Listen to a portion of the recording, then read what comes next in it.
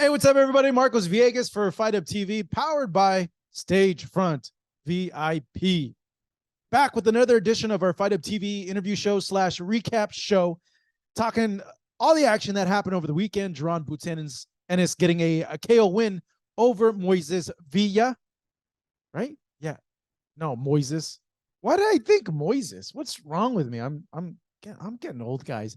Roiman Villa. No idea how Moses. What in the world? Wow.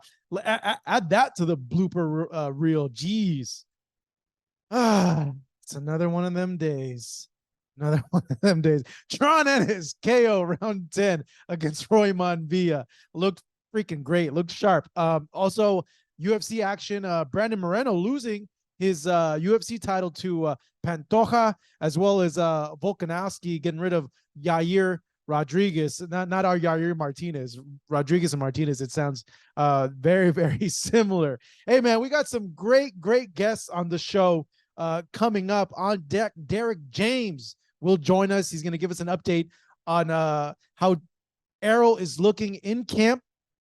Also, he's I'm gonna ask him about how did this link up between him and Ryan Garcia happen, how AJ is getting along with the guys over there in camp, and also this Jermell Charlo versus Canelo news that it's still pretty freaking crazy to me that it's happening. Honestly, that is 154 Jermell Charlo fighting Canelo Alvarez. Man, I still there's been no like real clarity if this fight's going to be at 168 or if it's at a catch weight. What's going to happen? Does this signify the end of Jermell being at 154? Man, you know what he really thinks about the fight, what he thinks about people saying like, look, dude, like this is a two weight class jump for Jermell. Is that a little too much for a guy in Canelo who's already been established and been in this division at 168 for a very, very long time? And also on with us will be Frank Martin, who fights this weekend, this July 15th in Las Vegas at the Cosmopolitan against, I want to make sure I get this guy's name right, Artem Harutyunyan. I think I might have butchered it, but try it. Okay. It's not the GOAT Artem, though. Man, I miss Artem. Artem Lobov, what up, bro? What's going on? If you're out there, if you're watching this video gets to you, give us a shout out, man. It's been a while since we've had you on with us, man. I miss talking to that guy, man. Artem was a colorful dude, bro. Artem is a great interview.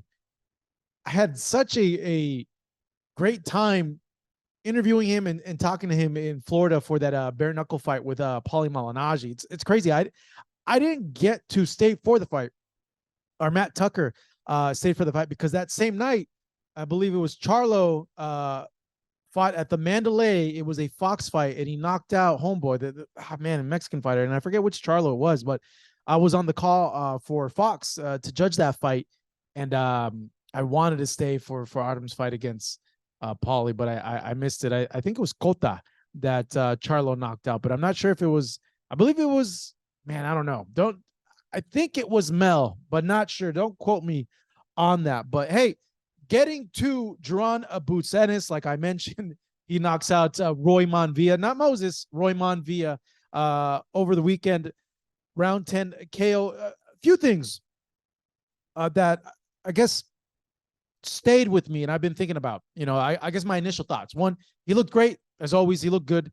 I think it erased doubts that people had about the last fight, which, you know what, though? Like, I felt those things, those criticisms towards him were kind of BS because the guy, Chukazian, like, he had a style similar to Sandor Martin that, like, you don't look good against. Like, you can't look good against. When a guy is being defensive and doesn't want to engage and he's moving around and he makes it hard for you, it's going to be hard to look good against a guy like that. It takes two to tango, man. Like, it can't be all just you when it's a guy who's at a very high skill level, a defensive skill level in there. Look what happened with Sandor Martin and Teofimo Lopez. People were ragging on Teo as well for that fight. You know, I know given the past results, the knockout results he had, people had high expectations. People continue to have high expectations, and in that fight they had high expectations because of the hype surrounding Jaron as the new or the next heir apparent king at 147 pounds. But two things that I want to touch on that I'm interested to see what happened. How do they adjust to these things in camp? One, I thought Roiman landed a lot more uppercuts than I like to see Jaron get hit with. I think that's probably a thing opponents in the future are going to be looking at. Like, hey, if I get this guy on the inside, I can hit him with these uppercuts.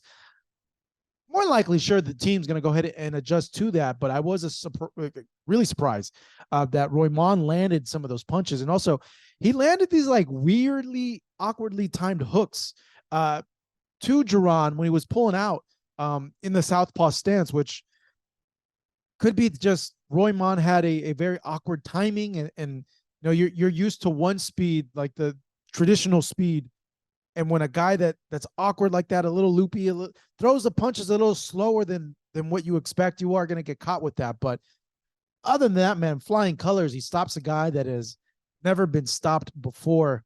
And after the fight, Boots saying that he's ready. He's awaiting the winner of Spence versus Crawford. He's the interim champion now for the IBF sanctioning a body title.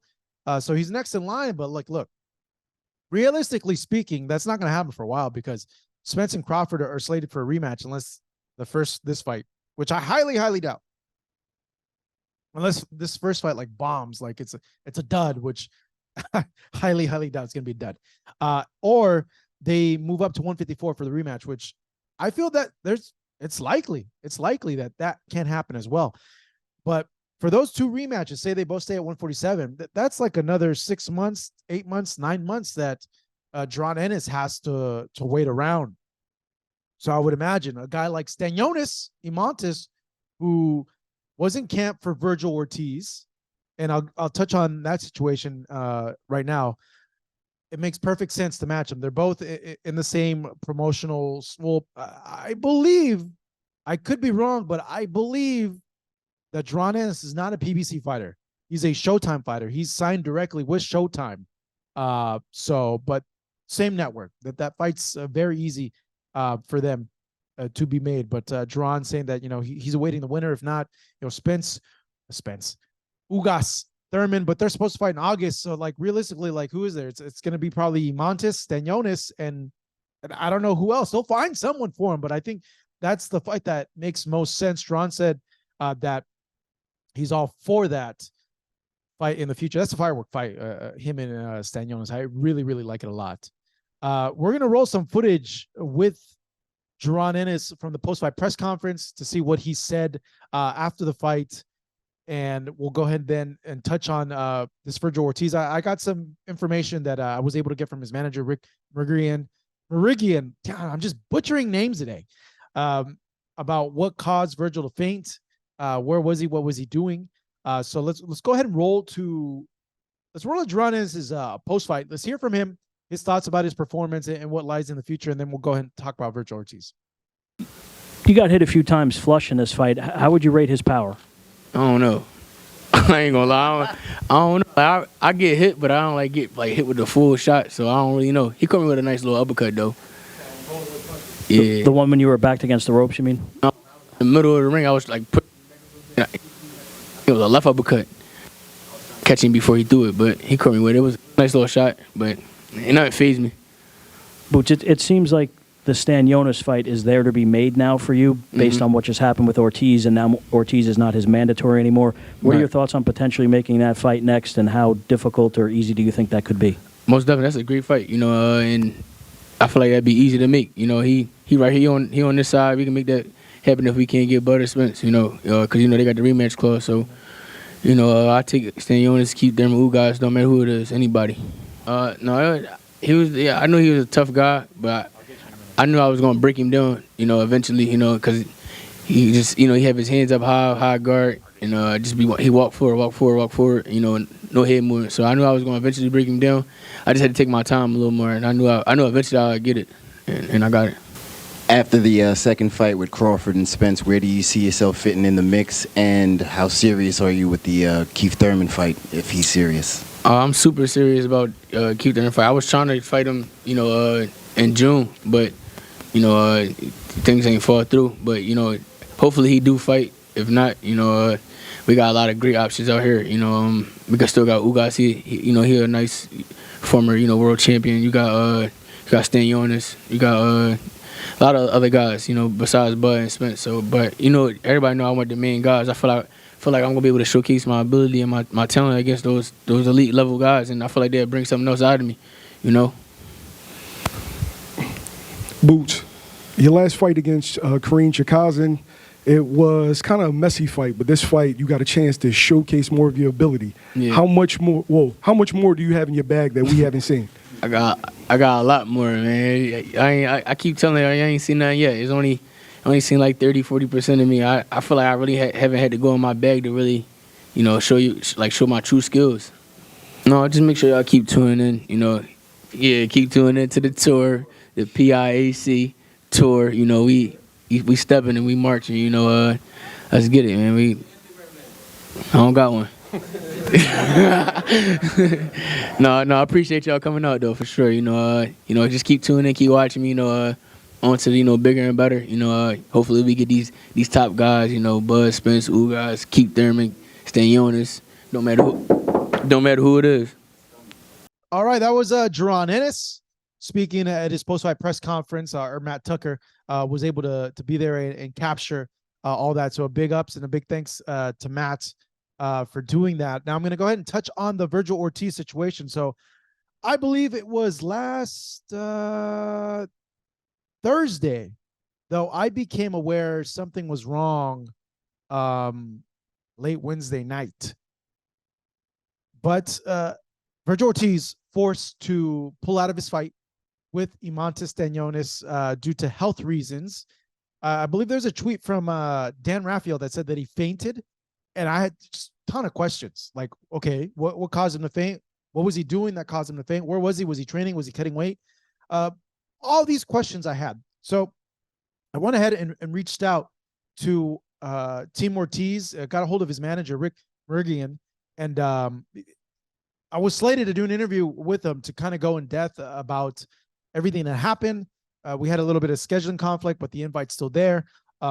He's always more than welcome to come on the show, but I had texted him the next day, that Thursday, when all this was happening, and he gave me these details about what happened. So I sent him via text, hey, was Vergil cutting weight? And is that what caused him to faint? I'm seeing conflicting info. Rick, his manager, went ahead and responded. The cause from the hospital and the doctor was fatigue. Because he fainted, the hospital and the doctor protocol required him to be admitted to a cardiologist review. He's fine now, as of Thursday, and good, but no matter how much he wanted to continue, they would not allow him to proceed. So I went ahead and followed up. So did he just randomly faint at the gym? Did they say it was from long COVID or from the rhabdo condition, which is the condition that forced him to pull out of the fight twice before? He responded back, no rhabdo. He does not have that anymore. Yes, it was from training. Yes, he was training when it took place. The doctor's opinion was that he came back a month too soon to train after giving doctors a complete file when he had rhabdo. He wants him to have 60 days off completely, 60 days rest before I would imagine he goes back to training. I went ahead and followed up. Well, that's good to hear that he'll be okay and he'll still be able to fight. Are you guys still going to go through with the fight, or is it completely scrapped at this point? He said, we'll have a meeting over that soon, but the move could be to 154. So, man, it's just tough luck for both guys because, that's Stanionis has now had 3 camps for Vergil Ortiz. I reached out to Team Stanionis as well to get comment. His manager, Shelly Finkel, declined to comment on the situation. I reached out to Stanionis directly and his trainer. His trainer told me Stanionis didn't want to talk to anybody. He was just like in a bummed out mood. The trainer, Marvin Smodio, was also very disappointed, but he said, hey, what can we do? We didn't do anything wrong.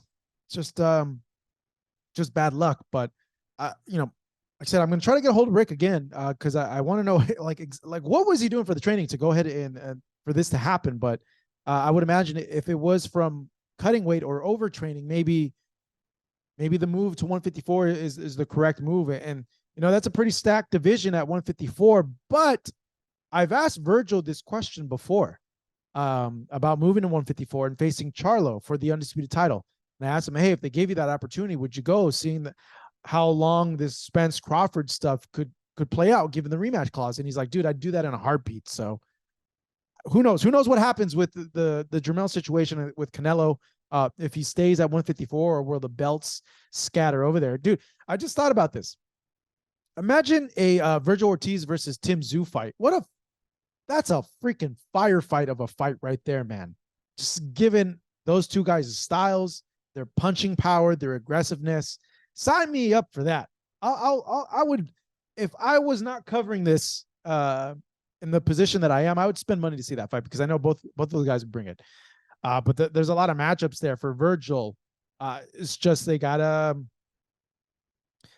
lot of the talent is at Showtime at 154, so they gotta they gotta make a deal. They gotta find some way to work together, which they have to make those fights for Vergil at 154 pounds happen.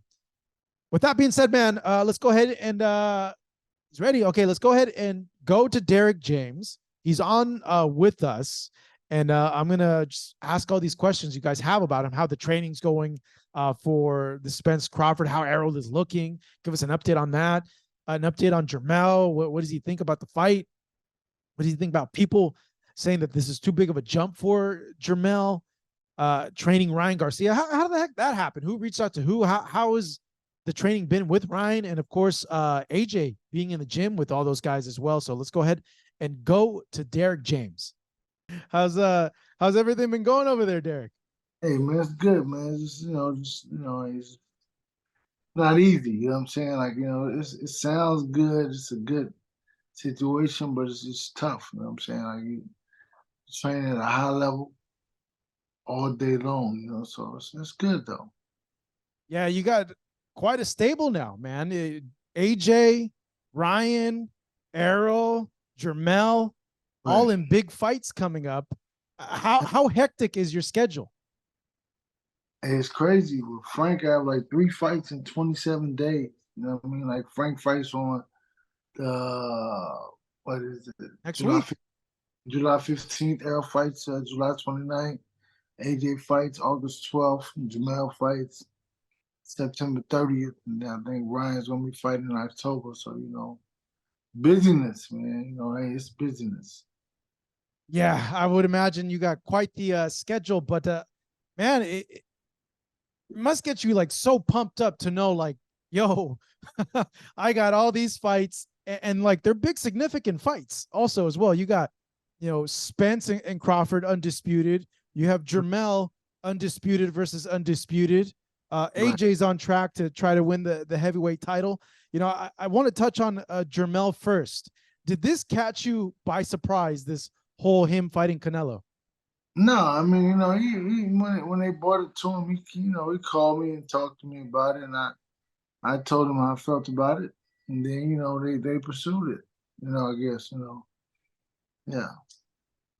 Did it happen like rather quickly, or like when did they like call you about it? A couple months, like 2-3 months or so. It was like the process. You can't talk about it. You know what I'm saying? It was just like a conversation. And then I told him what I felt about it. And then, he kind of went forward with it, I guess. What did you think about it? What did you tell him? I think it's a good fight for him. I think that, I believe he can do what he needs to do to be successful. Yeah, yes. It was like a big plot twist, like because we all thought it was going to be Jermell fighting Canelo, and then when they announced Jermell, everybody's like, "What the heck? No way!" Right? Yeah. I mean, it's cool. Yeah, just like that's why you just gotta take your time before you announce something because people today want to be first, not right. You know what I'm saying? So it's like this way you gotta, it's like pump the brakes and like let the process play out. Okay, so with that being said, then you guys had kind of already gotten a heads up, what, like a month ago, that it would be Jermell fighting Canelo? I mean, it was just a conversation. You know what I'm saying? It was just like, a conversation, a process. So he and I had it, and I told him how I felt about it, and he said, okay. And then, I mean, I don't know how. I mean, it was like over. It was like maybe like a month and a half, 2 months. I mean, I don't remember exactly how long ago it was. It was just a conversation. And then, I mean, that was kind of it. I told him how I felt about it, and then I didn't necessarily know that it was going to be a real deal. I just, but then say like some weeks later, a month later, he was like, "Hey, things happening and whatever." I said, "Okay." And it's kind of like I was like, "Okay, that's good." You know what I mean? So, and maybe like 3 weeks later, he was like, "We in whatever." Jermell kind of talked about we were in another phase of the process, and I was like, okay. But you still don't never know what's gonna happen, whatever. So yeah, but yeah, it's good, man. It's a good deal. I think it's a good deal. It's like he's moving up two-weight divisions. A lot of people generally move up. I mean, but Canelo was successful when he moved up, so it's no different than Jermell fighting somebody else moving up. It's a good deal for him. Yeah, you touched on a big thing that a lot of people are talking about. How is that move up two divisions going to be for Jermell? Some people have said, hey, this could be a good thing for him because Jermell's a big 154 pounder. He could end up growing into the weight and actually being a lot stronger at 168 than he is at 154. You being his coach, what do you make of him moving two weight classes up? I think it's. I mean, for him, it's all about. I believe it's about speed and athleticism. So I don't think you should gain too much weight. I don't think you should come in at 168 for no reason at all. I mean, your abilities and your athleticism is what where your advantage is. So I think that's the key element that you don't take away what your advantage is. So no catch weight then. This fight is at a full 168. Well, yeah, that's what he told me. I asked him the other day, and he told me like 2 days ago. Cause I was like, cause I don't really look at the internet. I didn't know if it was a catch weight or not. But then, he talked about it. And he said it's for 168. I said, okay. I don't So, believe in getting that heavy though. I guess no more than 165, 164 for him. No, well, I say like 63 or 64. That's what I believe. I want to be fast. I want to be athletic. I want to be mobile. I don't want to. The heavier you are, like it's like you might be a little bit more lethargic, slower. You have to be faster, a little bit more, athletic. Do you feel being fast and athletic is something that gives Canelo problems overall? Well, I'm just saying for fighting a guy who's a heavier guy, the advantage that Canelo's always had is that has been the smaller guy moving up. So the smaller guys are always faster than the heavier guys. No matter how good these guys are, he's always been faster than them. But now he's faced with fighting a guy who's smarter than he is. So hence Jermell will be a lot faster than him. By chance, did you see Canelo's last fight? I know a lot of people have suggested that he's kind of like on the decline or has begun the decline, given how he looked in that performance. No, I didn't see it. I really don't watch a lot of boxing, so I didn't see him fight, man. But I mean, I hear people talk about it, but I think that we want the best version of him. We don't really want that to be the second thing they say after all you beat him, but he was declining. We want, he's still 33, I think, or 30 something. Jermell's 33 also. But it's like however you live your life at 33. I mean, the fights, and has a lot more fights because he fought a lot more fighters, and he fought. The resumes. He doesn't have the Triple G resume. He has a Canelo resume, so he has good fighters on the resume, and so does Jermell. But I think that we'll see. We'll see. I mean, we'll see how it plays out. I like the fight. Right. I it's like it's not like Canelo's fighting a chump. Like this is the undisputed champion at 154, and Jermell's been on a heck of a streak. I would imagine he is coming off of a layoff because of the hand injury. He did have that fight scheduled with Tim. Is he in fight shape, or the hand is okay? Like the layoff won't affect him at all in your eyes? No, not at all, man. He'll be, he'll be right. He'll be good. I think everything plays out. I think that look at life, and it's like things happen for a reason. So this opportunity came up, a bigger, better fight than the Tim Tszyu fight, and it's like he's made history. So I mean, now it's time to reap the benefits of that. And there are no really benefits in fighting. I mean, financial benefits in fighting Tim Tszyu. That's gonna make the same fight, same amount of money. But you move up and fight Canelo, then it becomes a totally different situation. So I think that we made history. Now it's time to reap Make the money. benefits. Now it's time to make that big bread. I mean, it's like because we're in professional sports, and I always said the worst player on the worst team in the NFL is trying to renegotiate his contract. So it means it's all about the money. It's right. It's professional sports. So I mean, hey, listen. I mean, Canelo brings a lot of that. That's a good deal for him. Well, regardless of the result, will he be allowed to keep his undisputed titles at 154? Will he stay at 154 after this fight? I don't know anything about that. I haven't even went into detail to ask him about that. But I mean, I don't never think about the regardless part. I mean, I think about the victory. So I mean, maybe he's like they let him do like Canelo, be a champ in 2 divisions. That'd be crazy. Yeah. It wouldn't be too bad, man. It wouldn't be too bad. Man, yeah, I don't. Geez, if he were to make that accomplishment, oh my God, wow, that's a for sure Hall of Fame ticket. Seeing that you feel speed and athleticism could play a big part in this fight.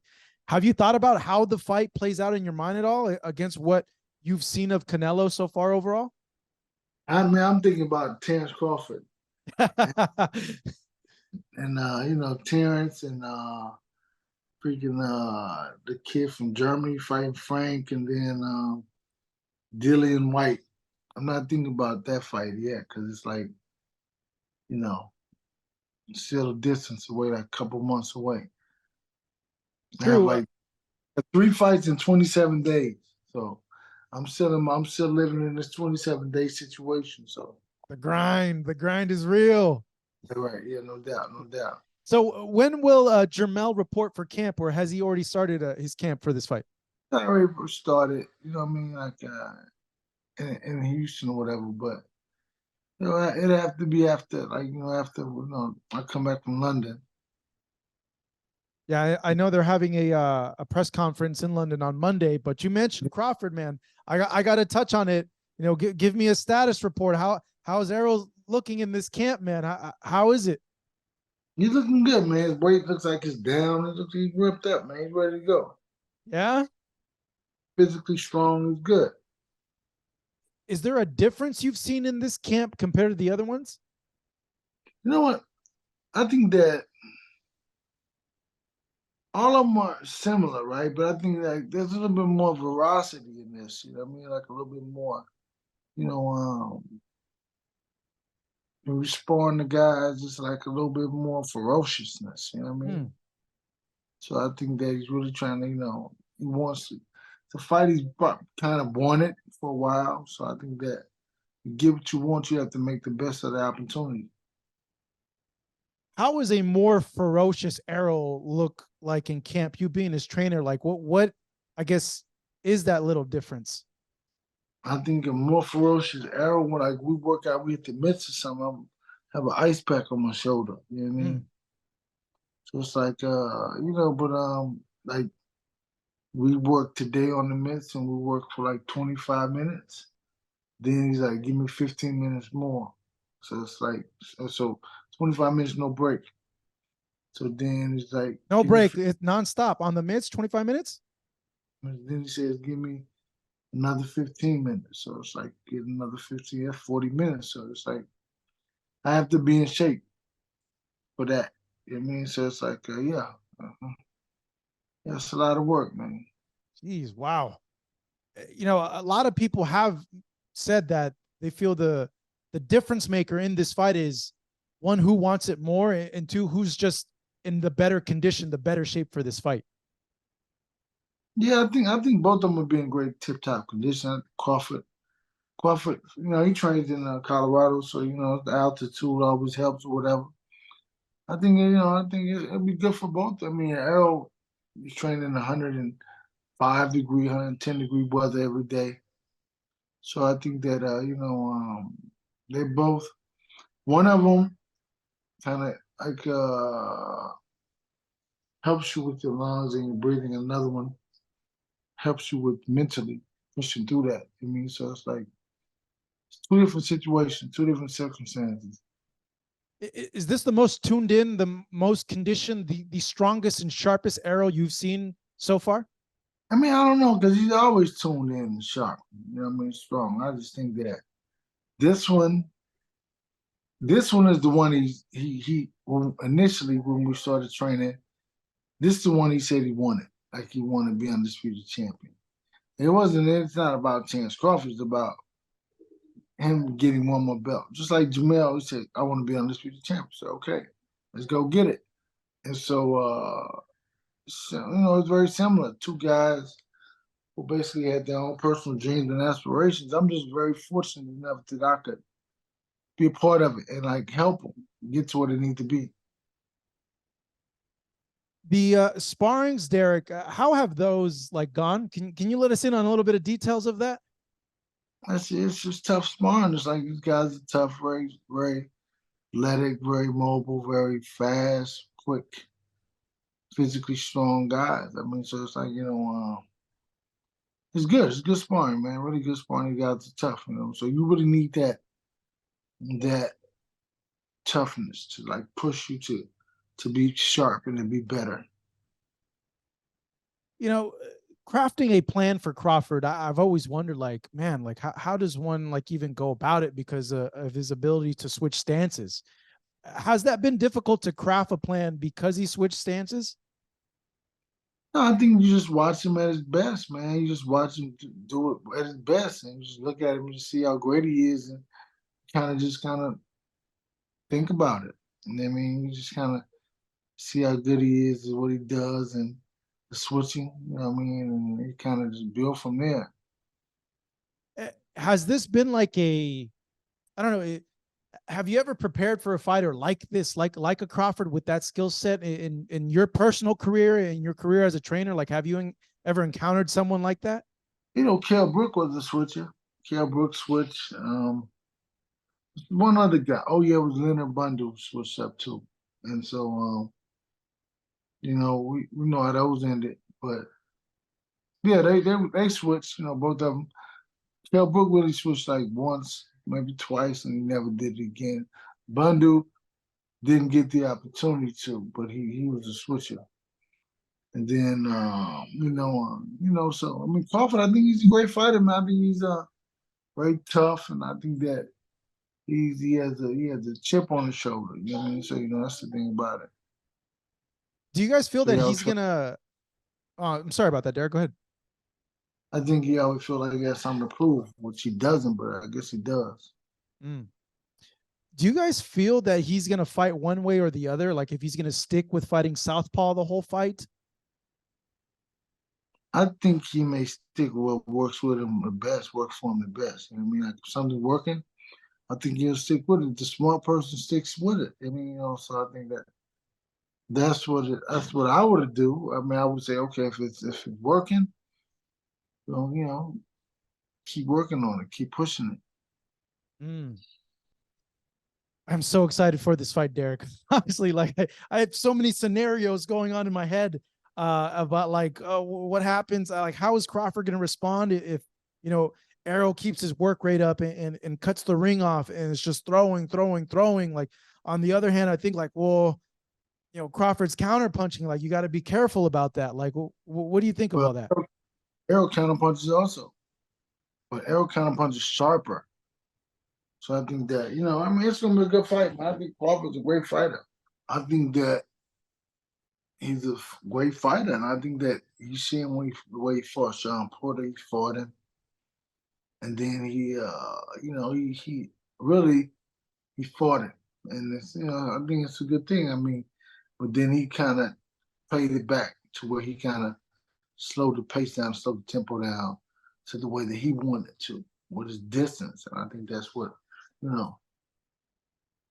he's a good fighter. I mean, he's very calculated, and he's a great fighter. So you just got to kind of like prepare for all these different scenarios. So I prepare for scenarios. I prepare for situations. So it's not like this round I'm going to do this round. No, we're going to do everything in the round. We're going to do whatever he does. Offset whatever he does, whatever, or do our best to, do that. But I mean, he's a good fighter. I mean, you never really, because it's all hypothetical, because you don't know what he's really going to do. Mm-hmm. And you do know that he's going to fight you. And you do know that he's going to fight his fight or do his best to fight his fight. And I mean, you don't know how he's going to react to the pressure.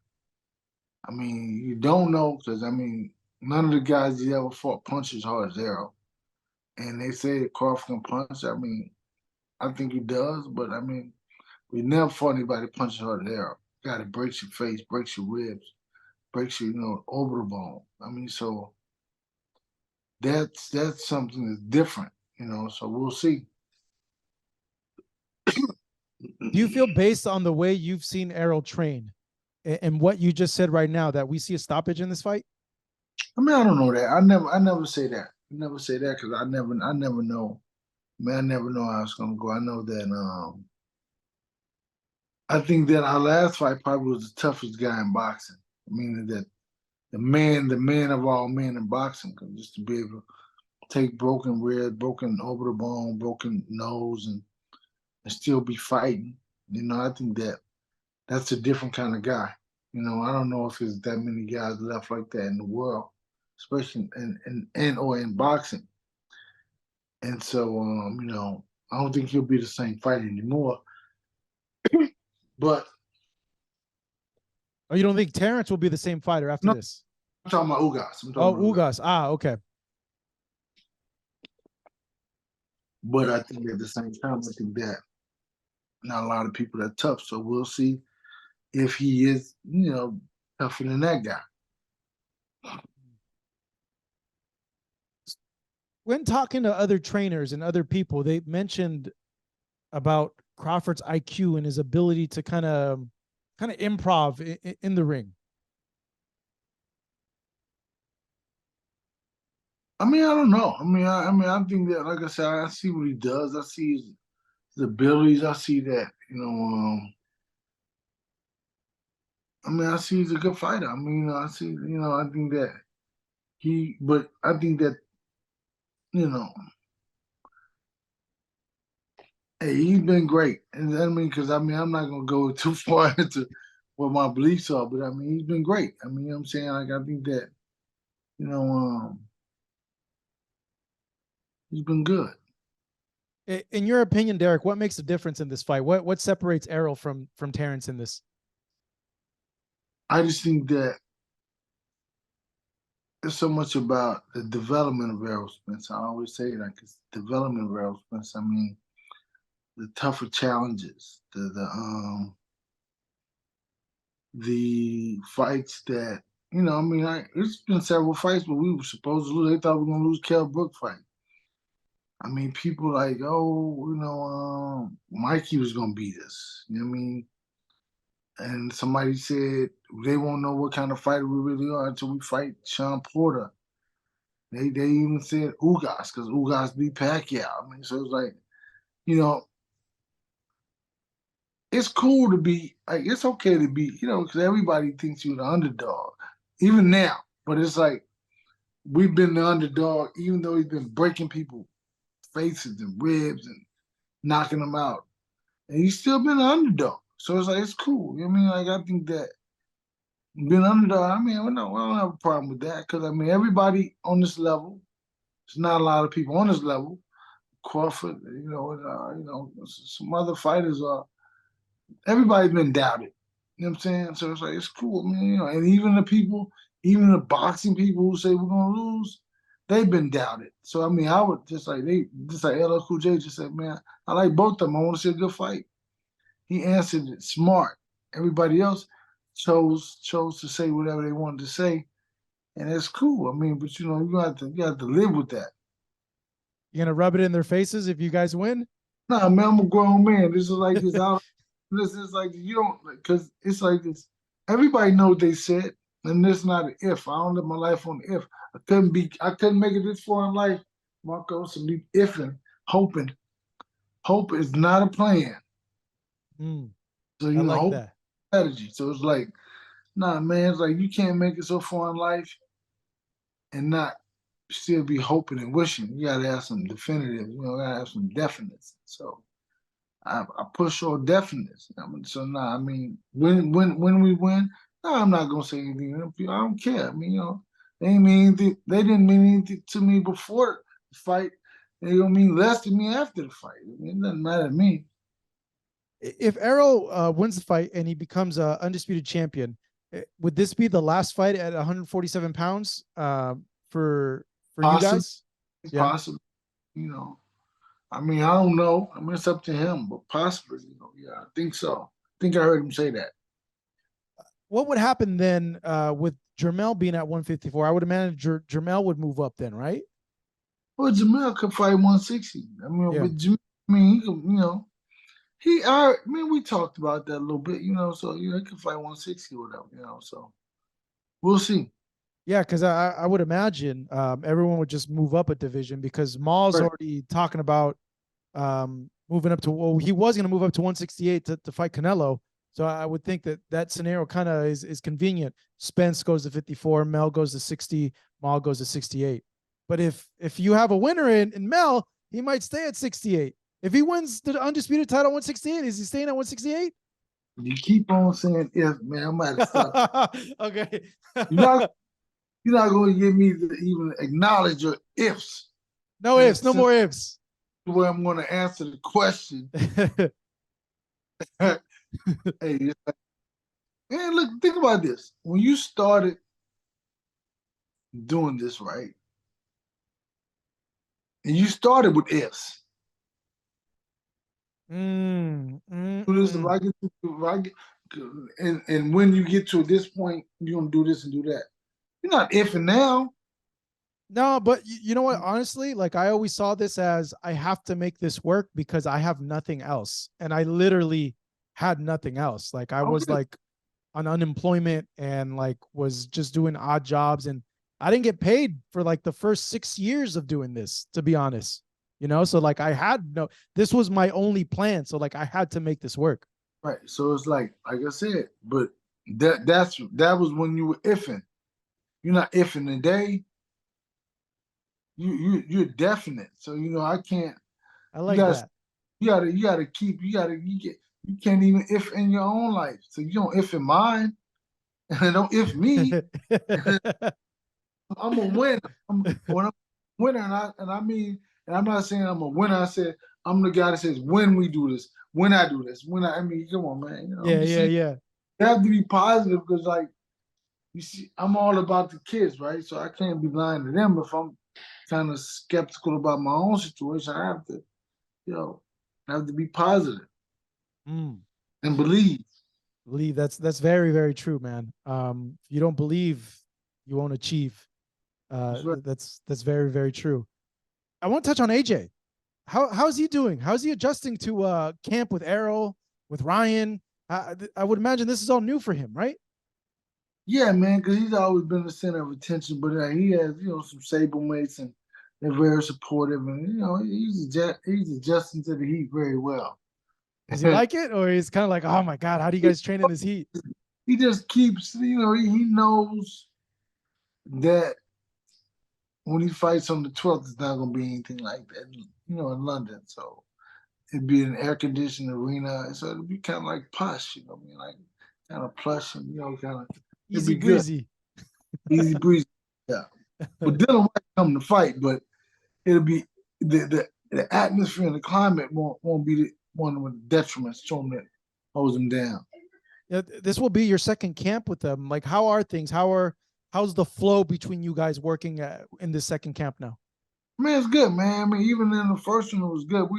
Because everything's about the conversations that we have. You know, we talk and have conversations like men talking, and the older guy. I'm like a senior official, you know. So he's 33, so I'm 51. So you know, it's like, and we talk. You know what I mean? We talk and we have good conversations. You know, yeah. How does I guess how is the experience of training Anthony Joshua for you, and was there any adjustments you needed to make, any training adjustments that you needed to make in your training style to train him? Nah, man, it's like I wanted to enhance a lot of stuff with him, you know what I mean, and bring him up to like really I want him to be a big guy with little guy boxing skills. Mm. I think that's the key. That's the key, is like to enhance the skill set, enhances boxing IQ, enhances reaction time, his timing.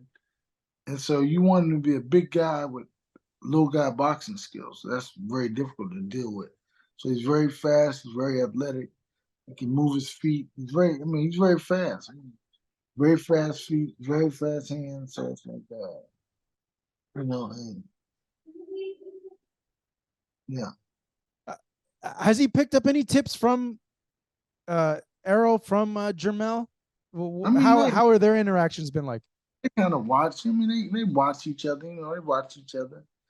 And you know, Errol is like, you'll see, like he posted a video where Errol's, you know, watched them spar. Frank, they watched them spar. You know, so they watch them work out or whatever. So, and they come in like on Saturday morning. They'll kind of, you know, work out together. You know, so yeah. Yeah, that's I think that's good for any fighter, to be able to be with other high level Right. pros. And man, you got monsters in your camp now, man. With Ryan coming into the fold, how did that happen, Derrick? Hey man, he just texted me one night, and you know, and we had a conversation, and he was like, "Let's go to dinner." I said, "Nope, I'm cooking. I'm give it you, you know, some other time." She was like, "You in Dallas?" He's like, "Yes, sir. Yeah, I can't do it, but I can get with you tomorrow." That's kind of how it happened. And we talk. I mean, everything is with a conversation, understanding, right? And so then with the understanding of the conversation, we just kind of build from there. Did he tell you he wasn't happy with how he was training before? Did he feel like he was lacking something? Like, what was his like main pull to want to go to you? Well, I don't really get into conversation about what he used to do. Because who he was before. Here, it's somebody out of me, you know, that person is like not even the same person. I want him to build and grow in a different direction. So, I mean, you know, he was who he was before, and he's still that same guy. But from a boxing skill set, I mean, I want to build him up and be a better fighter, a better boxer. So how are you attacking that? What's the plan for molding Ryan into what your vision is for him? Hey man, it's like he's good. He's growing. He's understanding it, and it's like just taking him. He's here. I mean, he's here by himself. Like he and his guy, and that's about it. It's working. It's working, man. It's good. The heat is on his back. I mean, he's like, man, you know, he's on his back. So you know, it's good, man. It's good. We just had dinner. He just left my house. Oh, no way. Just left my house. You know, yeah, we had dinner tonight. So. Oh, cool. Wait, did you cook dinner for him? No. No. I'm in the gym all day, man. I had to go some pickup. What up? You know what I mean? Yeah. Is there one thing in particular that you feel that you really want to improve on, Ryan?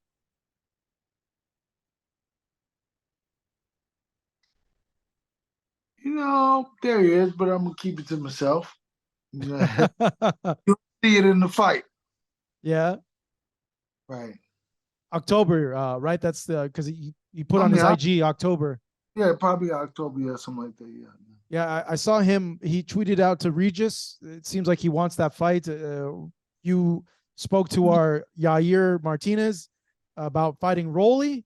That's a potential fight. Which So one? I did. Yeah. I think you spoke to Yair. He mentioned Rolly fight. And you're like, hey, that's a good fight. Brody was just talking about me or whatever. He made an asinine statement about saying I couldn't train a Mexican fighter. Like, that's some dumb shit. Yeah.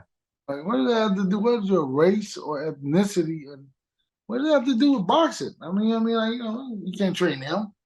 What are you talking about, man? So yeah, but nah, man. Other than that, nah. Well, Rolly, I think he trolls a lot. He just says things to get a reaction. I mean, I think he looked serious when he said it. I mean, I haven't seen. To be honest, I haven't seen the interview. That's the first I heard of. But if he is serious, yeah, he's totally in the wrong. He's Mexican. All right, what do they got to do with that? So you say Derrick James can't train a Mexican fighter? He's like, he can't train him. He left Canelo. He's with Canelo, the best trainer in the world. Okay, well, hey man, whatever you say, man. All things do change. Mm. Do we see that fight with Rolly next? I don't know. I'm not involved in that part of it. I'm just saying. I'm just the guy who prepares the fighters for the fights. I'm not necessarily in that part of boxing. I know you're a pro through and through, Derrick.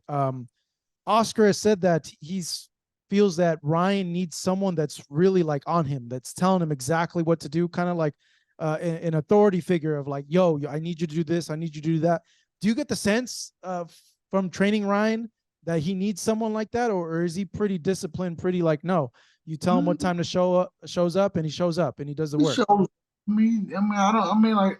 I think that what's funny about it, like heard AJ was lazy or didn't want to work. I heard you hear all these stories about these different people, but that's never my experience with them. So yeah, that's why I can't really take somebody else's word on somebody else, because your experience may not be my experience. I think that we're two different people, two different situations. So I think that's the thing about it is that,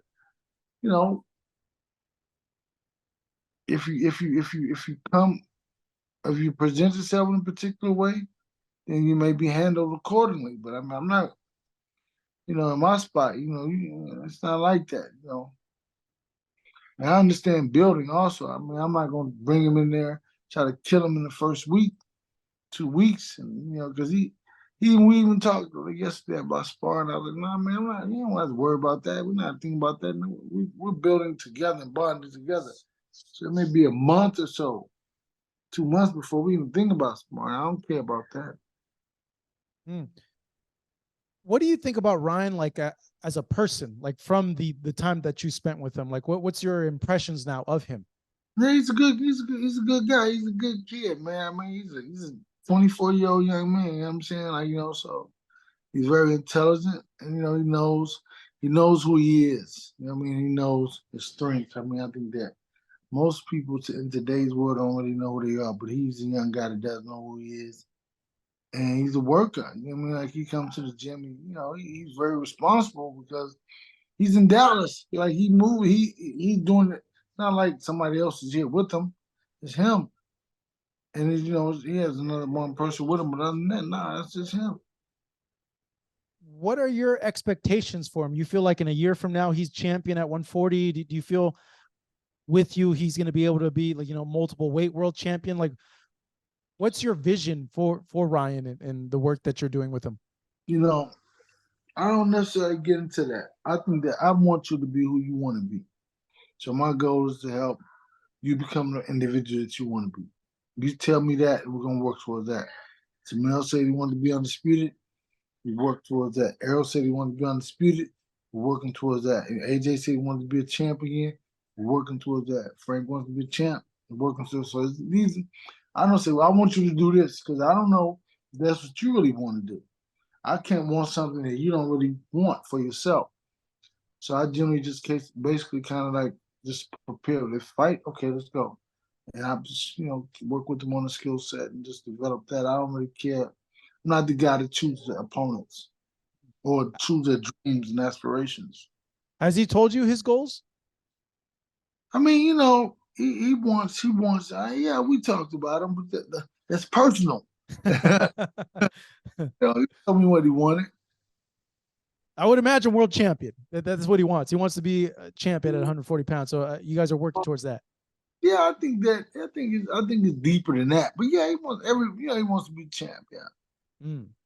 Well, good stuff, man. Hey, Derrick, I know you've had a long day. You got to go to sleep in a little bit too. It's late, so I appreciate the time. I appreciate you staying up. Just one last report on Errol. What's left to do in this camp? Hey, it's just all about just keeping it tight and keeping the focus and keeping him just constantly growing. I mean, it's like the thing about fighting fighters and boxing matches and having guys is that each day in an opponent, you can see something different. So you have to be very versatile and not locked into something in particular until even the day of, you say, damn, I didn't see that. And, okay, let's do this. But you have to be able to work with so many different scenarios and situations that you just put this in there, put that in there, fill this up. So you kind of like, so let's do this when he does this, gonna do this one, does this, gonna do that. So it's like, hey man, you know, he's looking good. Strong. I can't wait. I can't Very, wait. Strong, very strong. and I know Crawford's strong. I mean, nobody's saying he isn't. I mean, I'm never gonna be the guy that said, oh man, he's not strong. He knocked out the people that he was fighting against, you know what I mean? So you know, he had to be they didn't take a dive. He really beat him. You know, so I think, you know, that's real. I'll end it on this. The night of the fight, July 29th. What do you think will be the story of the fight? What do you think when it's all said and done is going to be like people are going to be saying, wow, talking about? I think it's gonna be more like Hagler and Hearns than anything else. You think they're going to go at it right away? I think that they may try. I mean, I think that it could be 12. I'm gonna say it like this: if it's a 12-round fight, it could be like 9 rounds like that. Jeez, wow. After the filling out process, or whatever, Hmm. I think that it has the possibility to, you know, be that type of fight. I mean, I think that, but I think at the same time, I think that Crawford's gonna try to box him. And you gotta, you know, if you let, I always say, and this is what I say about anything in life. If you let an individual be themselves, they'll be phenomenal. If you let them be who they really are, they'll be phenomenal. So you have to do your best to disrupt them and throw them off, and not let them be themselves. Because if you let them sit back and just watch you and pick you off, it's gonna be phenomenal. So you have to find a way to not let them be the individual, the great individual that they are. And that's with everything in life. So Football, based on that, for Errol to be Errol, Errol's going to come right at him and just put the pressure on and have him feel that. well, I don't know. I'm just saying is that even for Crawford has a way to not let Errol be himself. You know what I'm saying? And you know, we have to find a way to not let Crawford be as great as he really is. I mean, so it's like it could be a back and forth. You know what I Oh mean? my It could God.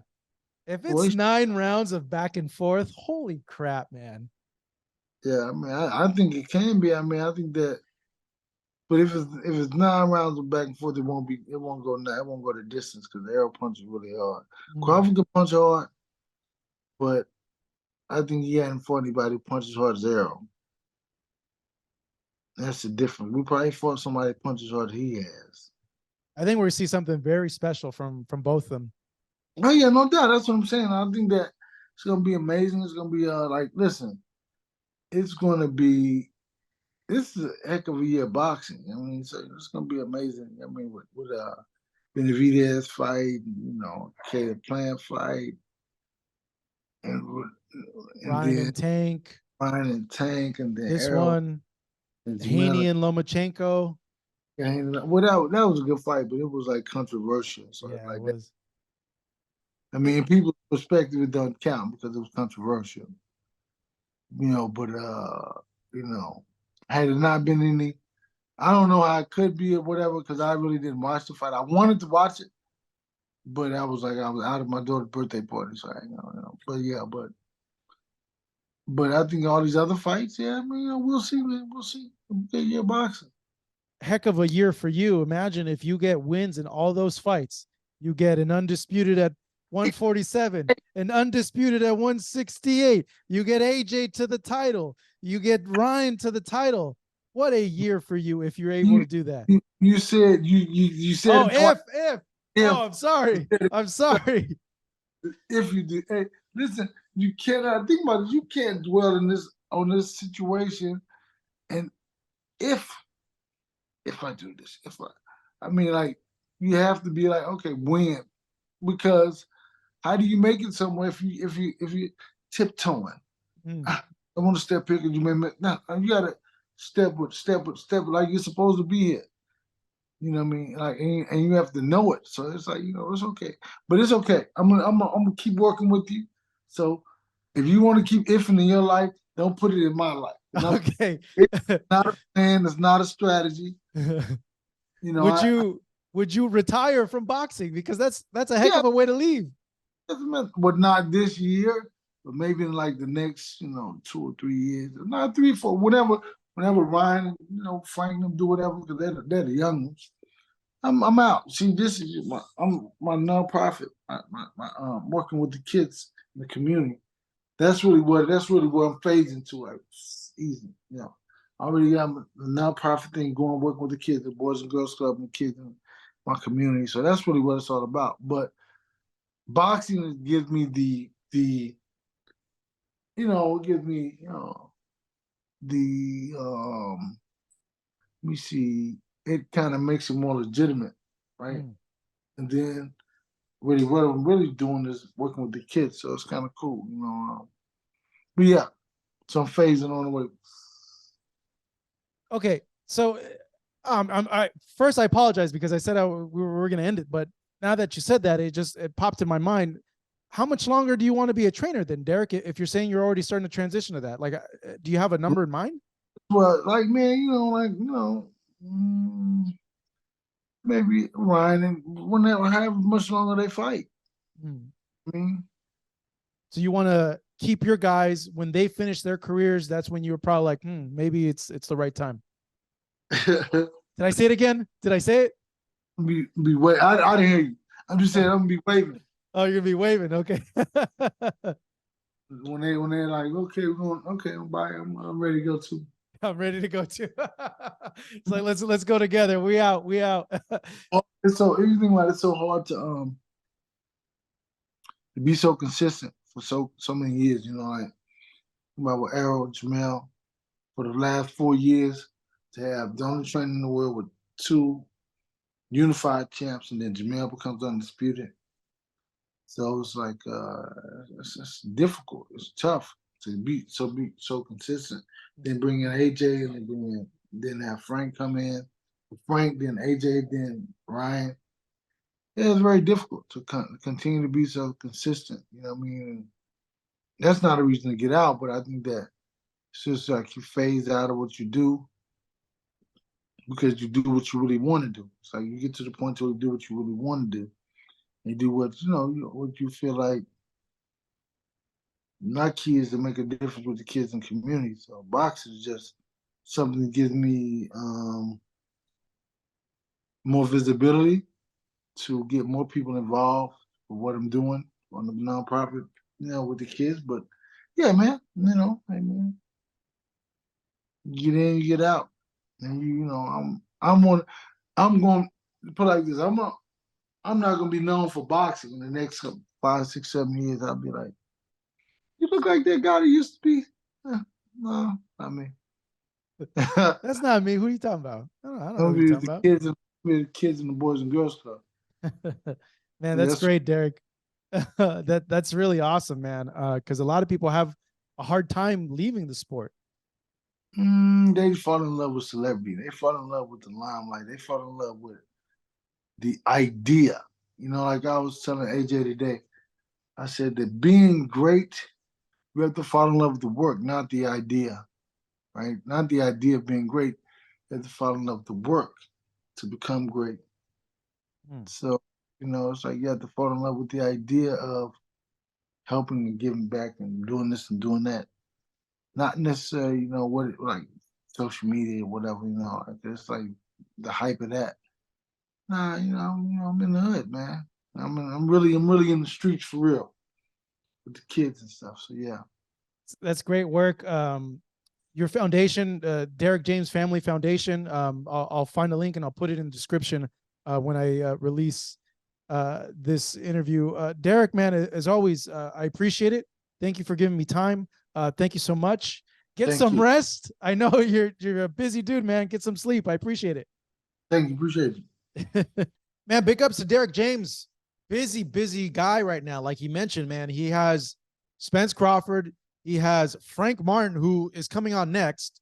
Who else?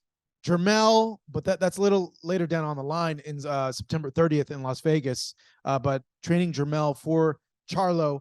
Joshua, he got Spence, Martin, Joshua. Those three guys back to back, man. I would imagine his schedule is crazy right now. As you can see, he's tired, man. He's been grinding. But with that being said, man, this weekend we're going to see the return of a guy I feel is going to be a future world champion. On July 15th in Las Vegas, Frank Martin returns. He will be on Showtime, and he's joining us next with our man Marcus Hayes, who conducted this interview with Frank. So let's go ahead and roll the tape. Let's just jump right into it. Let's jump right into it, man. Our team, Haryutin, July 15, Cosmopolitan, Las Vegas, Nevada. Tell us about the bout, man. The guy's a bronze medalist, undefeated like you are. Yeah, man. I feel like, he gonna come out, he gonna come out to win. He coming out, he a tough fighter, I feel like, and he ain't undefeated for nothing. He looking for one of those opportunities, upset a guy like me who, trying to upset one of them other top guys. So, I just got to go into this fight, man, just on point, physically, mentally. I got to be on point in all areas, because it ain't too much on him. He got a nice amateur background, got a lot of experience in the amateurs, but the pros different, so we got 12 rounds. We got 12 rounds to get it in, so I'm looking forward to it. Definitely, man. I know you're goal-oriented. I know you're a guy that likes to critique himself and fix his own mistakes. What are some of your goals on fight night, July 15th?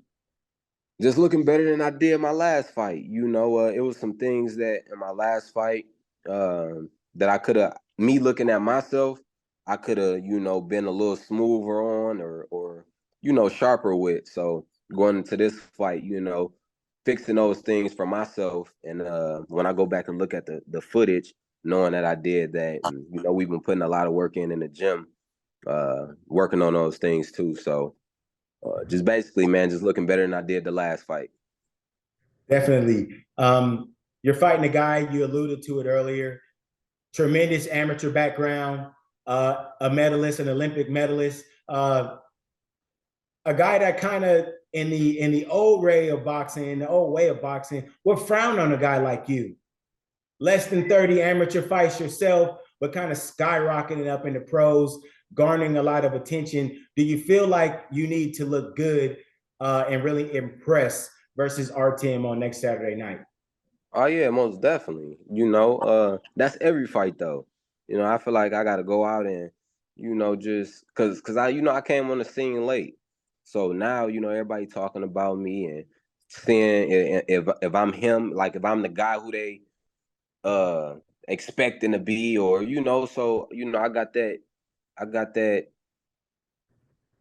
weight I got to carry, I got to show up, so coming out for this fight, the next fight, I got to keep showing up. I don't want to have no declines in my performances. So come July 15th, I'm going to show up and I'm going to be a better version than I was back when I fought Rivera. You mentioned the weight. Is there any pressure that comes along with it? I know everywhere you go, I've been around you several times, get mobbed every time I'm with you. The pressure seems like it's mounting. In your own words, what's it feel like to be on the cusp of championship prowess? I feel like it's just a part of it. It's something that a lot. Like sometimes some people don't be ready for it, or some people, they fall in love with it, and then it affect them. So it's just like it come with it. I got to see it before it started happening to me. Just being around Earl and other fighters, I got to see certain things. So now man, it's dope to see it. Everywhere I go with somebody who know me, or telling me good luck and stuff like that. So it's just basically, man, just being able to handle that, and not I feel like not falling in love with it to the point where it gets your head too big, or you lose focus of who you are. And when we talk about losing focus in boxing, the penalty for losing focus is losing consciousness. Your opponent, when I broke his film down, a couple words that I wrote down that he was awkward. One thing that said to me that he was very awkward. And the second thing was he was hook happy. He hooks when he's coming in and he hooks when he's leaving. Maybe there's chances for counterpunch opportunities. I know you're meticulous and break down tape. What have you seen in him that you think you can capitalize on briefly? Basically the exact same thing you just said. Like he awkward fighter. He liked to throw hooks. Then he got that switch it up pickable style with the coming in with the head movement and try to land a big shot. Man, so I see a lot of different things that I can capitalize off of that he do. But when I'm in there is when I really get to see what I'm able to do and what I'm not able to do. So man, I just got to be on point on my end. I just got to be on point. But I definitely see some stuff. He throws shots from weird angles. He throw a lot of punches from different type of angles. He ain't that just like, oh, it's coming from this way. Like you got to be on it. See it throw, so you'll feel like something coming some way and throw a punch from a whole another way. So just basically, I just got to be on my A game. If you were to have a prediction for your own fight, what would you say? Say that one more time. If you were to have a prediction for next Saturday night, what would it be? I'm trying to put on a spectacular performance. I'm trying to open some more eyes up. So I'm definitely looking for a stoppage. Okay. Speaking of spectacular performances, you've been in with a lot of guys in sparring that have elicited a lot of the most memorable knockouts, namely a guy named Tank Davis. You shared the ring with Tank Davis before. I've seen his stories. I've heard the stories. What did you learn from sharing the ring with Tank Davis, even though it was about 2-3 years ago, right? Yeah, it was a while ago. Man, it was a dope experience, to get in there and, to see like what one of them top guys is like. He super, super explosive, with his shots, just super snappy with his shots and stuff like that. So just getting in there, getting that feel to, getting in there with a champion or whatever. It was a good experience. Definitely, man. And speaking of champions, 135, the king of 135, the undisputed champion at 135, the guy with all the hard work, Devin the Dream Haney. Devin and Shakur Stevenson been going back and forth. It was rumored that Devin sent Shakur a contract, a 75-25 contract that was looked at as kind of cap for Shakur Stevenson. What do you think about those numbers? It's, from what I seen, Shakur was basically saying that he feel like he worth more. Feel him on that. He want a better split, a more fair split. But I feel like Devin, I don't know, he took like a lower percentage to go against Kambosos, it was like 70, it was like 78-22 or something like that. It was pretty low. Yeah, so he had to do that. So I feel like sometimes as fighters, we might have to accept certain terms like that, to get in those type of positions, and then the tables turn. So I feel like they want to make the fight happen. If that's what Devin trying to get him to take, that I feel like that'd be the only way that they get the fight to happen. If they called the ghost and gave you a take it or leave it scenario like that, 75-25, Frank, you got 30 minutes to decide. What's Frank Martin's team doing? Oh, we gonna bang out. We gonna take that. we're gonna take that because we trying to get to the top, you know, and then after that, table's gonna turn. So Definitely, man. And when we talk about tables turning, your gym, Derrick James, has amassed what is probably one of the most impressive gyms in recent boxing memory, with the undisputed champion Jermell Charlo, Earl Spence Jr. unified welterweight champion, AJ, ex-heavyweight champion, yourself on the cusp of being a champion, Ryan Garcia, up-and-coming heavyweights like Jeremiah Milton. What is that vibe like in that gym? we've been grinding. Vibe been crazy. You know, it's been all work. Everybody, you know, feeding off each other and getting better. You know, a lot of good work and sparring. You know, the atmosphere in the gym been pretty turned up. You, for all intents and purposes, Frank, you're tied to history so closely. You are having a front row seat to witness Earl Spence Jr. on his quest for history to attain the undisputed title at 147. Man, what has this journey been like so far, watching Earl Spence Jr. day in, day out? It's been good. You know, I got to, you know, be around him when he was wanting to fight and talking about it, you know, maybe like 2 years ago, wanting that fight, and just seeing it now, you know, it's happening.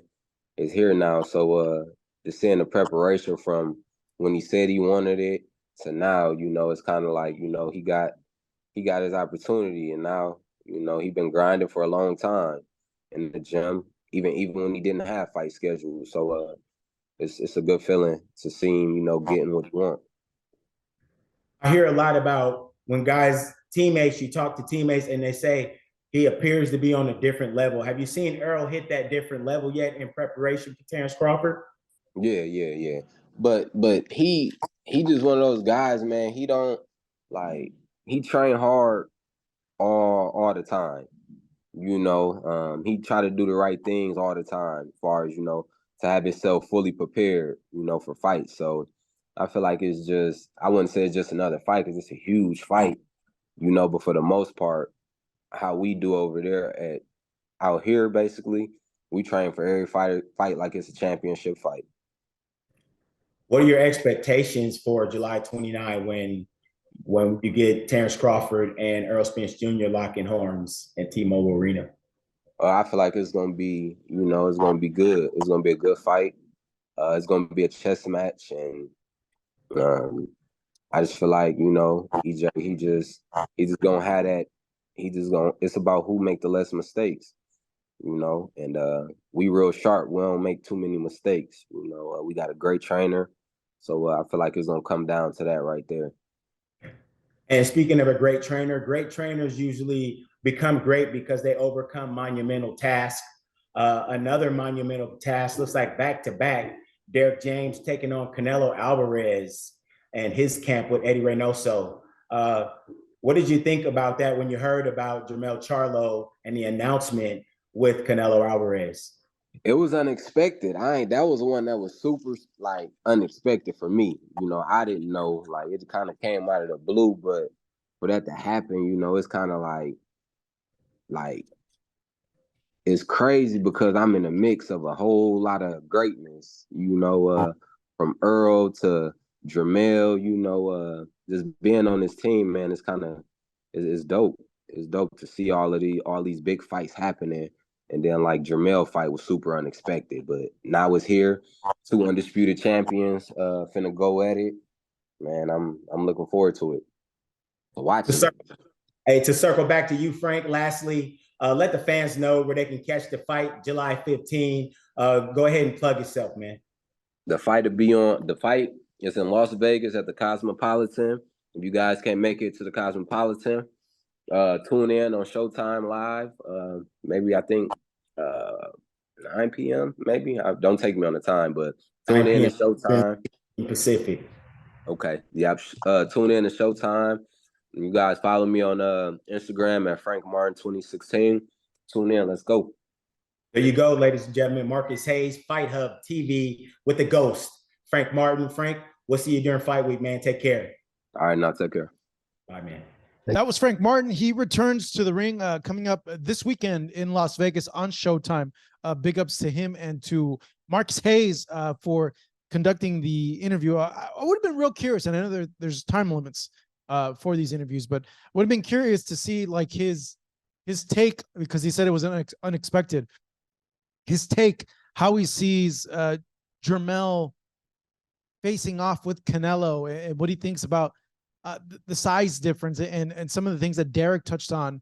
He feels that maybe the potential key to the fight, for at least for Jermell, is the athleticism and speed of a smaller Jermell Charlo going up in weight. I'm surprised though, but it does make sense with Derrick saying that he doesn't want Jermell weighing really heavy, that he wants him to be around 164, 165. Makes sense. 3-4 pounds is not that big of a difference, but Jermell definitely probably be the lighter on his feet, quicker, more agile fighter in there, given that. The other thing too is, I wish I would have gotten a little bit more from Frank with how Errol's been looking in his preparation, but we got a lot from Derrick on that, him saying that Errol is looking ferocious, that when he does the pad work, his shoulders are sore. And you know what? There's one thing that Derrick brought up that I didn't think about before, and that's this is the first opponent, he's saying, that Terence in the face-off that hits as hard as Errol. And hey, if you look at Errol's track record against some of these guys, man, broken orbitals, broken beat-up faces, Ugas, Kell Brook, he busted the other eye after Gennady Golovkin. So it's like blunt force trauma is what Errol throws in these punches, man. And some guys just come out after a Spence fight just looking like they've been through the meat grinder, man. Jeez. But that's interesting, man. I want to get just their thoughts, like Crawford and Bomac's thoughts, like, yo, what do you make of this guy's power? And is that going to be the difference in this fight? Is that, the other exciting thing is, he says, and I hope this is true, because, oh my God, what a freaking fight this would be if what Derrick said ends up happening.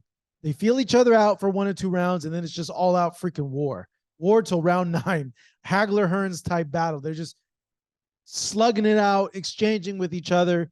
Oh my God. I can't imagine it. Like, that'd be the most insane but best scenario for that fight to happen. But that fight going down July 29th. But Frank's fight going down this weekend. Also in action too, this Saturday on DAZN is Alicia Baumgartner. She's having a homecoming. She's returning to Detroit. Alicia being trained by Tony Harrison.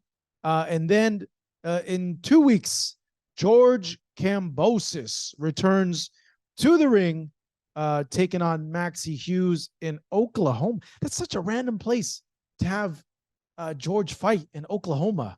You'd think that they're getting a site fee and probably really, really cheap to put on fights there in Oklahoma, and they want people to go there. But really random place for his first fight back to have it in Oklahoma. You would think maybe they'd have it in Las Vegas or somewhere that has a big concentration of like Greek or Australian immigrants living there. But I just know a lot of the times it does come down to site fee, how much it is to stage the fight at a certain venue. And at the end of the day, for events like this that aren't, big championship fights, because this is George's comeback fight, you got to be cost effective with that. So, I certainly understand that, but I know that was my first initial reaction was, what the heck, Oklahoma? George? Why is George fighting in Oklahoma? What? But big ups to George. He's always great to us. Wish him nothing but the best as well. But looks like we've come to the end of our weekly interview show, recap show. Thank you guys so much. Go ahead and follow us. You can see it right here. Follow us at FightUpTV on Instagram, TikTok, Twitter, and oh my God, there's another social media thing now. Threads, another thing to just keep up with. But hey, we close to 10,000 followers on Threads, so follow us on Threads. I will say this. I have enjoyed the user experience of Threads a lot better than Twitter. I've seen a lot more interaction, better distribution of our content, and a lot more back and forth with you guys via threads. So, you know, I'm liking it more on that end, but it's just, man, it's just, what a headache, dude. I feel like when a social media platform comes, a new one, you got to like jump on it really, really early on to get like a good solid footing on it. And then it just gets me thinking too, like you got to pick and choose which platform you want to own for it to be like, no, we distribute our main content on this platform. Like, yeah, you could do a broad strategy, and if you have a good team in place, you can go ahead and be able to execute that. But you really got to decide like which of these platforms you want to own in terms of like your content, or which one of these are you connecting to the audience that's on it. You also got to fine tune your content for whatever platform you're on. But another platform in the mix. This is like if we don't get Zuck versus Elon Musk in real life, this is it. This is like the Instagram's Twitter knockoff. And it's funny, I tweeted at Elon saying like, yo, we're gonna come out for an Instagram for Twitter, which would be pretty damn funny if that really happened. But follow us on Threads as well. Follow us everywhere at Fight Up TV. Follow me as well at Hey, it's Marcos V. Subscribe to the channel if you haven't already. For myself and behalf of the Fight Up TV team, thank you guys for watching. As usual, appreciate the support. Keep watching. Got a ton of content coming your way. Wednesday, Spence and Crawford live Zoom press conference. Keep it here to the channel for full coverage for Frank Martin's fight this weekend as well. Take it easy. Make it a good, productive, and positive rest of your week. Thank you, guys.